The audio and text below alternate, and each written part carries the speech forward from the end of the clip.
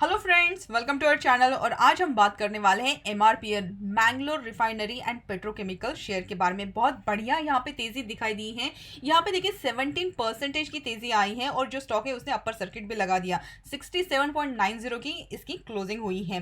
Company जो है ये ऑयल एंड गैस रिफाइनिंग और मार्केटिंग सेक्टर से बिलोंग करती है। स्मॉल कैप कंपनी है। मार्केट कैपिटल इसका 9,271 करोड़ का। तो यहाँ पे ऐसी क्या बात होगी जिसकी वजह से ये जो स्टॉक है ये बहुत तेज भागा है। तो देखिए न्यूज आई है और न्यूज के बेसिस पे ही यहाँ पे स्टॉक्स में जो भी ऑयल एंड गैस सेक्टर से बिलोंग करते हैं, जैसे रिलायंस है, उसी के साथ चेन्नई पेट्रो है और ये एमआरपीएल है, इन सारे स्टॉक में ओएनजीसी वगैरह स्टॉक में भी यहाँ पे हमें तेजी दिखाई दी गई है। वो न्यूज क्या है उसके बारे में भी हम बात करने वाले हैं। और यहाँ पे जो लोगों ने ऑलरेडी यहाँ पे इन्वेस्ट करके रखा है उन्होंने कौन से टारगेट और सपोर्ट के बारे में जरूर ध्यान रखना चाहिए, और जिनको फ्रेश बाइंग करनी है उन्होंने कहाँ पे बाय करना चाहिए उसके बारे में भी हम टेक्निकल चार्ट के बारे में यहाँ पे डिस्कस करने वाले हैं। तो देखिए कंपनी का रेशियो अगर हम देखें निगेटिव में है, -16.34। सेक्टर पे यहाँ पे 18.73 पे ट्रेड कर रहा है। फिनेंशियल्स अगर हम यहाँ पे देखते हैं, कंपनी के फिनेंशियल्स अगर हम यहाँ पे देखते हैं तो देखिए पिछले साल के कंपैरिजन में इंप्रूव हुई है। यहाँ पे अगर एबिटा देखे हैं -3000 से यहाँ पे अभी इंप्रूव होते हुए 796 करोड़ का दिखाई दिया है। नेट इनकम अभी भी निगेटिव में है, लेकिन पिछले साल से अगर हम कंपेयर करें तो थोड़ा इंप्रूवमेंट यहाँ पे नजर आ रहा है। उसी के साथ ईपीएस भी है यहाँ पे -3.24 है। अगर हम शेयर होल्डिंग पैटर्न के बारे में बात करें तो देखिए यहाँ पे 88.58% की हिस्सेदारी जो है वो प्रमोटर की है। प्रमोटर का कोई प्लेज नहीं है।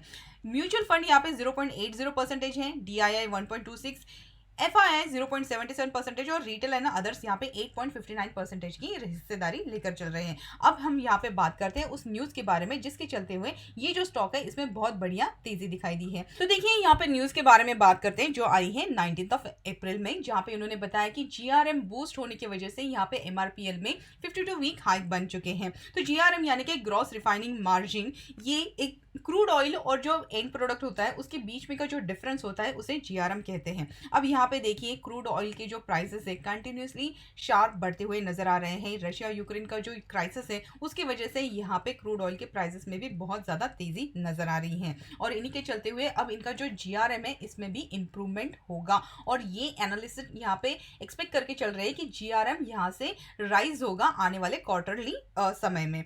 यहाँ पे अगर हम आईसीआईसी सिक्योरिटीज की राय ले तो उन्होंने यहाँ पे ऑयल एंड गैस का जो प्रीव्यू है उसमें कहा है कि average crude oil prices increase हुई है $20.1 अ बैरल से $99.5 अ बैरल। तो जिस तरीके से यहाँ पे शार्प ऑयल प्राइसेस दिखाई दे रहे हैं तो यहाँ से ये जो इनका जीआरएम है इसमें भी इंप्रूवमेंट नजर आएगा। अब देखिए यहाँ पे इनका जो गैस ऑयल और गैसोलीन है ये भी $8.3 अ बैरल और $1.8 अ बैरल से बढ़ते हुए नजर आए हैं। ग्रॉस रिफाइनरी मार्जिन है ये बढ़ेगा तो कंपनी को मुनाफा होगा, और उसी के चलते हुए ये एक्सपेक्ट करके चल रहे हैं कि इनका क्वार्टर ऑन क्वार्टर बेसिस पे भी इनका जो कोर जीआरएम है ये रिफाइनरीज के बढ़ते हुए नजर आएंगे। अब यहाँ पे देखिए कंपनी जो है इन्होंने अपना एक प्लांट जो था एक्सपांशन या फिर मॉडर्नाइजेशन जिसका कैपेक्स उन्होंने बताया 15,000 करोड़ का फेज 3 इनका कंप्लीट हो चुका है। ये जो प्लांट है ये इंक्लूड करता है पॉलीप्रोपिलीन प्लांट। कंपनी का एक्सपांशन और मॉडर्नाइजेशन तो हो गया है, लेकिन कंपनी जो है अपना परफॉर्मेंस इंप्रूव करने में फेल हो रही है, और इसी के साथ इनका जो नेट डेब्ट टू इक्विटी रेशियो है ये भी वर्स होते हुए जा रहा है।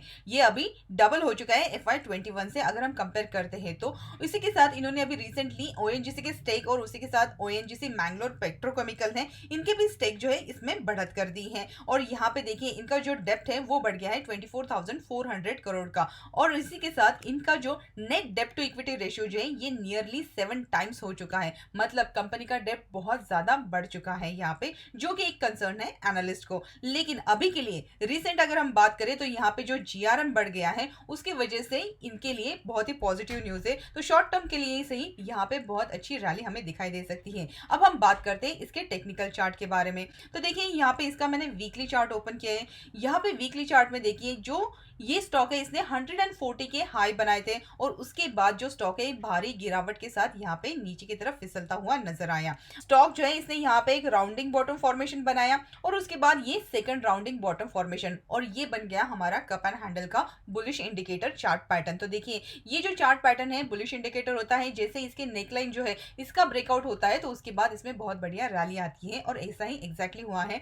ये जो लेवल है हमारे 40 के, यहाँ पे उसने बहुत ही अच्छा बेस बनाया था और उसके बाद यहाँ पे जिस तरीके से अप ट्रेंड रैली नजर आ रही थी, इसने जो 200 मूविंग एवरेज है इसको भी क्रॉस कर दिया और यहाँ पे जब नेक लाइन का ब्रेकआउट हुआ तब इसमें बहुत ही बढ़िया तेजी हमें दिखाई दी। और उसी के साथ अगर हम वॉल्यूम देखते हैं तो देखिए वॉल्यूम में भी बहुत ज्यादा यहाँ पे ग्रोथ दिखाई दे रही है। तो यहाँ पे बायर्स के साथ ये जो ब्रेकआउट हुआ है ये सस्टेन भी हुआ है। इसकी अगर आप क्लोजिंग देखते हैं तो देखिए जो कैंडल है माराबुजू कैंडल बनी है जो कि बहुत ज्यादा स्ट्रेंथ दिखा रही है और क्लोजिंग इसकी 69.15 के आसपास हुई है। अब आगे क्या, तो देखिए इस लेवल पे अभी तो जो नए फ्रेश इन्वेस्टर हैं उन्होंने इस स्टॉक से थोड़ा दूर रहना चाहिए, क्योंकि स्टॉक जो है इसने बहुत लंबी रैली यहाँ से की है। मतलब यहाँ पे अगर आप लेवल्स देखते हैं 55 से लेके 70 की रैली एक दिन में इसने की है, तो ये बहुत ज्यादा ऊपर की तरफ चला गया है। तो यहाँ पे आपका रिस्क टू रिवॉर्ड रेशियो जो है वो ठीक से नहीं बैठेगा। तो इसीलिए शॉर्ट टर्म ट्रेडर जो है वो लोग यहाँ पे अगर इंट्राडे के लिए अपना स्टॉप लॉस के हिसाब से अगर कैपिटल मैनेज करते हैं तो वो रिस्क ले सकते हैं।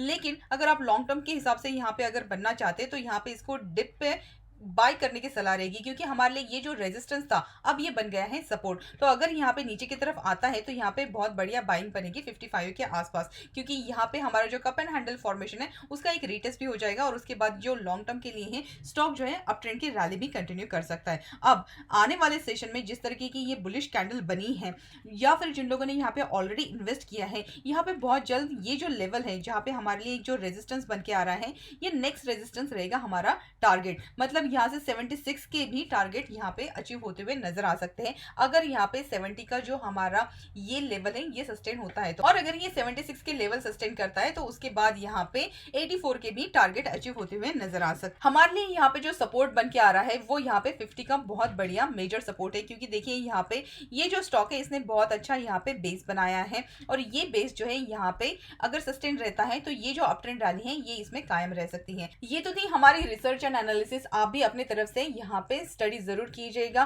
और अगर ये वीडियो आपको पसंद आए तो हमें कमेंट सेक्शन में बताइए और मिलते हैं हमारे अगले वीडियो में। Thank you so much.